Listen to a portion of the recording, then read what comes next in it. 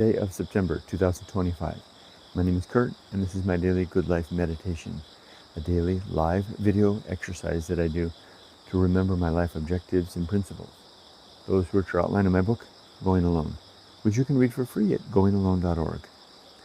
I also use this time to think about the last 24 hours and how I did with the various challenges and opportunities that I met, particularly those which pushed me to either perform or engage very well, or challenged me so much that I didn't do so good and I performed poorly, because I want to know about the outer edges of my engagement with the world, where I'm doing really good or really bad, so that I can do more of this and tune myself to do less of that. It's kind of like moving the whole thing that way.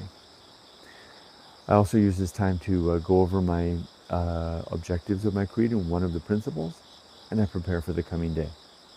But first, a hello and thank you to new subscribers to the channel. It's good to have you here. I'm Kurt. I'm a 61-year-old American, a retired, living in my 8th month of retirement here in a Japanese, former Akiya home that my Japanese wife Yumiko and I bought after we retired and left our careers in the United States, Southern California, to come create the last chapter of our life here in Japan. Also, a little disclaimer, this is a journal video. Even though it's happening in Japan, this is not necessarily about Japan. It's my journal entry. So I'm at liberty to talk about anything I want, for as long as I want, in any way I want, and say anything that I want. And I do reliably talk about death, so just be aware of that. My own death, particularly, my planning for death. So that makes some people uncomfortable, so just a heads up that that's the case. You can leave comments or criticisms or complaints as you see fit, but I don't usually read them until I get to the end. And finally, a huge thank you to my viewers, my supporters and members on YouTube and Patreon. I really do appreciate your support, which helps me to do my adventures here and to actually get out into the community and to create the form and substance of most of the videos on my channel. By the way, my YouTube channel is mainly focused on the experience of living in Japan, namely the experience as a retired man and couple living in Japan. This video is kind of the exception. This is the journal video. But all that other stuff requires that I get out into the community, which is funny because the longer I've been here and the more that I've settled into our home here, the less I am inclined to do. I really do enjoy just being here. This is such a pleasant way to be. It's like getting off the cruise ship to go at a port of call when the cruise ship is so nice you don't want to get off. I wonder if that ever happens. If there's people that they pull into, Acapulco, and a couple is having so much fun on the cruise ship, they're like, to hell with that. Let's just stay here. And I hear there's shuffleboard on the sea deck. All right. Oh, by the way, I do have a live camera running. It's down there on the ground right now, so it's been running for over 24 hours now. I'm just closing in on 24 hours now. So if you're enjoying this setting, then go to my homepage and you can see the live broadcast, the live balcony cam running, and join in. And I'll set it up when I'm done. I'll use this tripod and set it up nicely so it has a nice view. Okay, let's get to it. Let's go over the last 24 hours. I keep notes every day, and I have 2 notes from the last 24 hours. One says, oh, and by the way, just to set the context for this, we were visited yesterday by our first big September storm. September and October are the months of the typhoons, which are basically hurricanes in the Pacific. And the typhoons come in September and linger through October. And we'll usually get 2 or 3 big ones a year. Shizuoka, where we live near Mount Fuji, tends to be right in the bullseye for these big storms. We lived here before. This isn't just our first rodeo in this valley of tea. We raised our daughter here. And I remember that when the big typhoons came through, we would have to close the shutters. We lived in an apartment down the road there. And we have the same shutters. In fact, this is a storm shutter right behind me right here. This will close over the window, and we can close them over all of our windows in our house to basically seal us in. It's very common in Japanese houses to have these, and we get hit square in the bullseye. Yesterday we were missed by a storm that wasn't quite classed as a typhoon. I think it was still a tropical storm, and it just brushed past us out in the Pacific.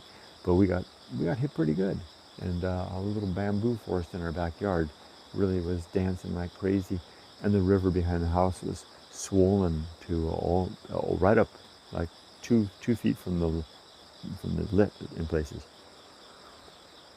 So we had a big storm yesterday. So I need to add that because, well, a little more about it. The storm arrived in mid-morning, was persistent through the day until about 2 o'clock, and then the storm went away. Oh, it's a moth. That's what that is. I saw a strange creature on my little mulberry here, and it was a moth. Sorry, it startled me. Oh, there it is. It's right there. I thought it was a. There it goes. I thought it was a scale insect, but it wasn't. It's a moth. Anyway, so imagine through the course of the daylight hours yesterday, about midday is when the storm came. All the kids were at school, all the people were at work, etc. And so by the time the storm and the shutters started to close about mid-morning, and then the storm came, and then after that the shutters opened and people came out and cleaned the streets. So this is relative to that. My notes say peaceful storm passage, and then the second note says quiet voice, active mind in parentheses. So I passed yesterday with my wife in relative comfort. We didn't close the shutters. It wasn't that bad a storm, although there were moments that I kind of wish I had, and I captured the whole storm on video, or at least the highlights, which you can watch if you go to check out the video feed on my channel. I look for the video with a thumbnail and the big swollen river going through the center of the thumbnail. But the thing was, because this is not a weather report video, nor is it a report about Japan. It's a report about how I engaged with the day. I engaged very well with it yesterday. The storm arrived, and I really had a nice time as the storm built up. I sat here on my sofa watching the storm rising out here. It turns out that this balcony is just the perfect amount of space that the storm tended to pass through here, and I kept the window open, the door open, and my little dog Rudy and I, we watched, and Yumiko was downstairs, and she had the door open in the living room, and she was watching the storm from downstairs, and we watched the storm, and then I went out into the storm, and then we drove out into the community, and we got pushed back because the storm was so bad, and we came home. And while we were out in the community, I was a little concerned because that was the height of it all. But I noticed, as my notes say, that I had a peaceful storm passage and a quiet voice. I was keeping my mouth shut, just letting things happen while my mind was active, but not active in a racing type of way or an uncontrolled way. Active in a thoughtful and deliberate and engaged way. The type of mental activity that I enjoy most. The active thinking and reflection and consideration of the world happening around me. So yesterday was very interesting. It proved that our house was good. It proved that our land could withstand the flood. The river held its capacity. There was a little damage in our garden. I think I'll probably need to go out there this morning and right some plants that fell over. But we're at the end of the garden season anyway. And best of all, I kept my balance. And that factors into the creed. That's objective number 8. Okay, with that, let's get down to the creed. I have 8 objectives in my creed. You can read all 8 of them in the chapter titled The Good Life of my book, Going Alone. Again, which you can read for free at goingalone.org. The 8 objectives are, number 1, I told you I talk about death. I need to be always ready to die. That means that every day, at every moment, I need to have my affairs, my relationships, and my life's work, if not complete, at least in a tidy state, right? So that if I die today, my wife and daughter won't encounter a mess of my papers or a mess of my communications or a mess of my legacy. But all that stuff will be intact. And it is. All the paperwork for our retirement and my wife's succession of my retirement, so she'll be taken care of in her old age, or taken care of. I don't have anybody that I have sour words with that I need to deal with. And My life's work is complete. My book is written, and my daughter is raised. I can die now in peace. I can go over easy without a single backwards glance of longing or reflection, just going to the oblivion without issue. At least that's what I think, but I won't know for sure until I get there, if I have a moment to think about it as I go down. That's the first and probably the most important of my objectives. If I can have objective number one in good order, the rest usually seem to follow, or at least they're not as significant if they're not in good order. Number two is to make good and effective use of my time, to use my days and my hours and my minutes wisely. Number three is to develop and maintain good and sound life principles and objectives that are not only reflective and illustrative and instrumental in living a good life, but sound in their, if I examine them at their seat for their values, for whatever values they represent or they prescribe to achieve. Good and sound, both of those things need to be true. Number four is to cultivate good emotional reactions so that I become a man who responds well to difficult situations and does not let my emotion take over, but sees the emotion coming, puts a control on the emotion, lets it stay there, but then acts out according to reason and my best judgment. Then later finds a way to dissipate the emotion through reflection or playing my guitar or taking a long walk or whatever the case may be. There's lots of different ways to get it out. The best ways tend to be to think it out. Number five, my fifth objective is to do good things throughout the day relative to my values. Number six is to recognize my true limits and my true opportunities so that I'm knowing what I can and what I cannot do, and better judging how I will use my time accordingly. Number seven is to do just one thing at a time and do that thing slowly and deliberately and carefully. And number eight, the consequence of the first seven, really the consequence of the first objective, is to keep my balance so that I feel like both my body and my mind are in equanimity, if that's the right word. I feel like I'm not toppling here or here, or as little as possible. All right, let's read one principle. Today we're going to read The Horror Show, which was a late addition to the Creed. I added The Horror Show after I remembered, immediately after a principle called Life Will Not Go Well, which I read 2 days ago. I skipped yesterday because the rain was coming down and I didn't have a free hand. Life will not go well. And one day I realized the principle that life will not go well wasn't severe enough. Sure, life's not going to go well sometimes, but sometimes it's going to go really, really bad. That's the horror show. And we all tend to die in one manner or another under the circumstances of a horror show. So I wrote this principle and added it to the book as principle number 16 on page 261. Let's read it. There are no quotes or sub-principles. The horror show. The recognized consequence of a universe unfolding beyond reach of our care or ministrations, and the awful evidence that there is no overarching management or oversight beyond the descriptive record we make and share with one another of how things operate, and the necessity which physics, chemistry, and time does seemingly demand of us all. That's a really long sentence in my typical wordy manner. By the way, if you ever wonder why I write the way I do, and it doesn't really match the way I talk sometimes, because I don't think I talk like this necessarily. This is how I think.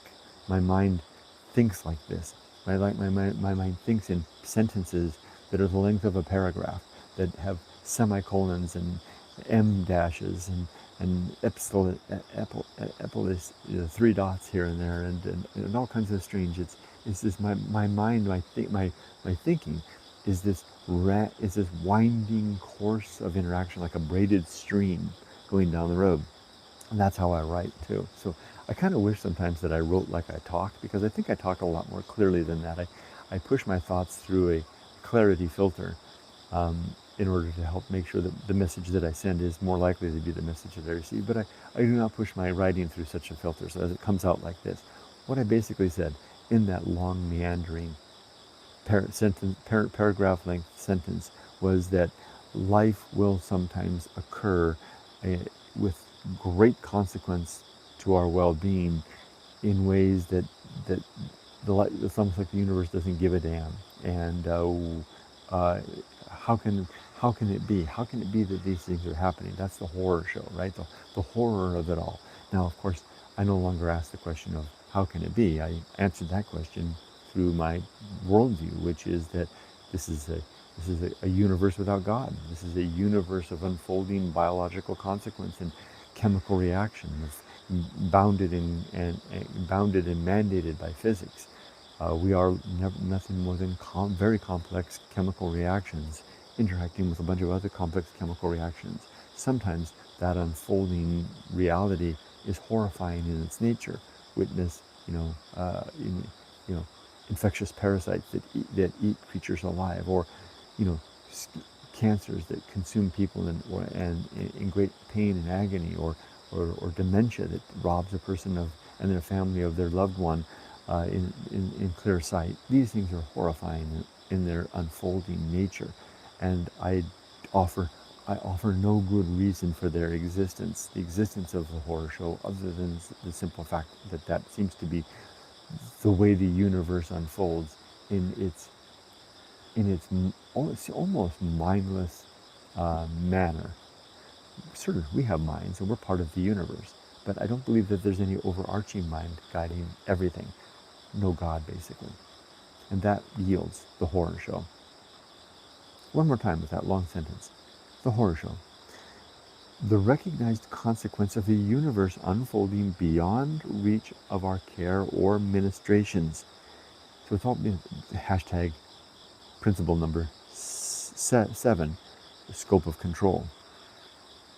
And the awful, that would be number 6, and the awful evidence that there is no overarching management or oversight beyond the descriptive, no God, nothing managing things, beyond the descriptive record we make and share with one another of how things operate. That would be the codification of physical laws, descriptions of how the nature works, the models that science puts into place, and the necessity which physics, chemistry, and time does seemingly demand of us all. So even though it's a long sentence, that's exactly what I wanted to say.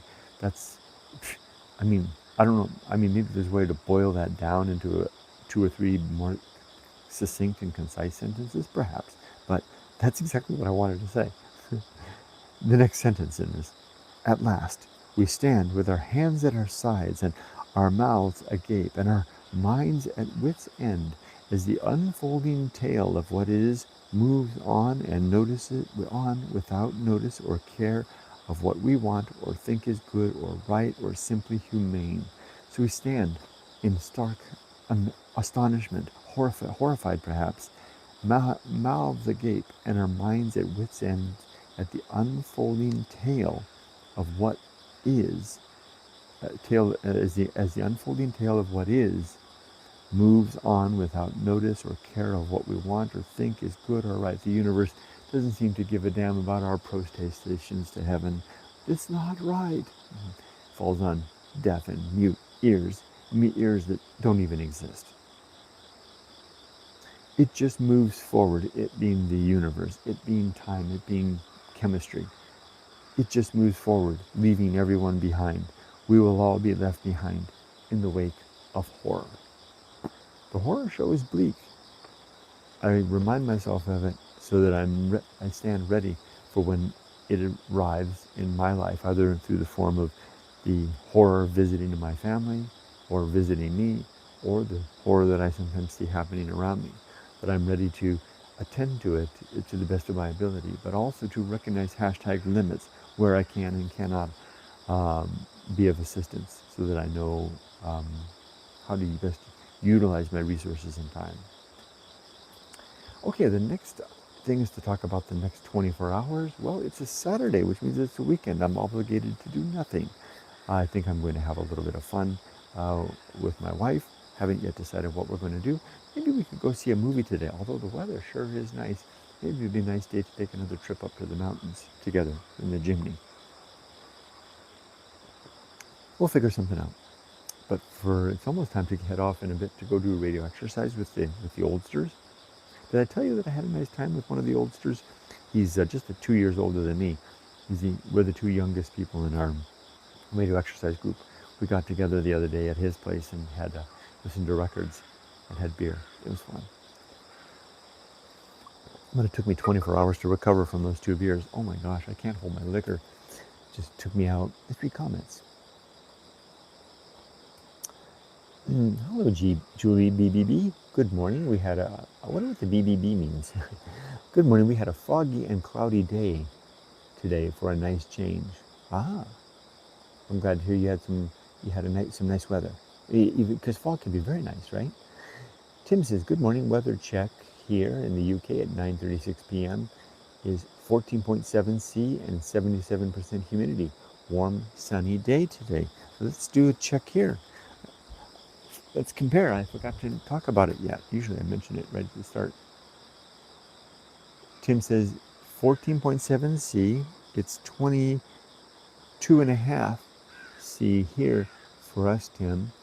14 and 77% humidity and 90% humidity. So it's right in the comfort zone for cool. That's significant, wasn't it? It's 22.5. 22.5 and 90. So it's a little cooler and a little more humid than it's been, because usually, I mean, for days on a stretch there, we were at 25 degrees C and I think 85% humidity. You've been about the same. Warm sunny day today for Tim over in the UK. Did you get out and run today?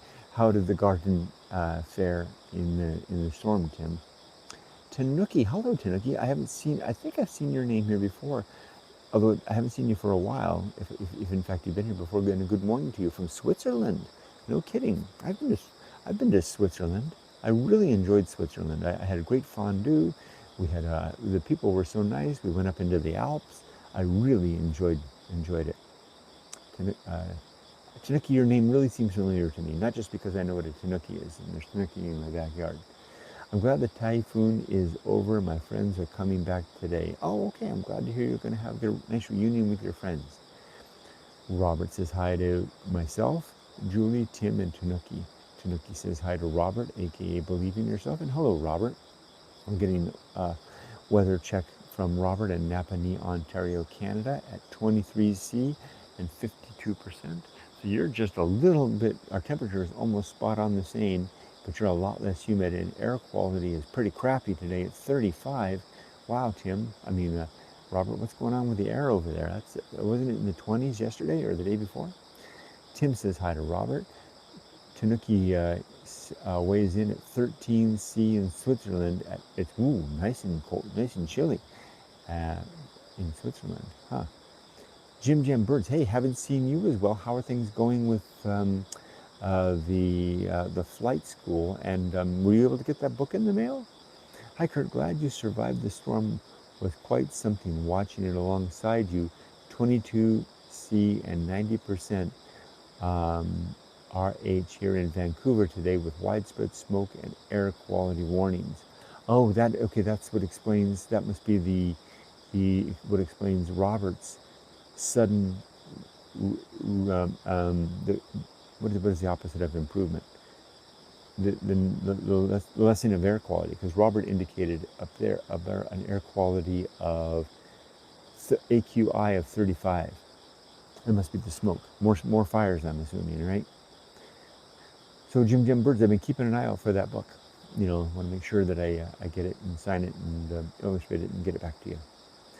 And good to see you, Robert. And wasn't that storm something else? Wow.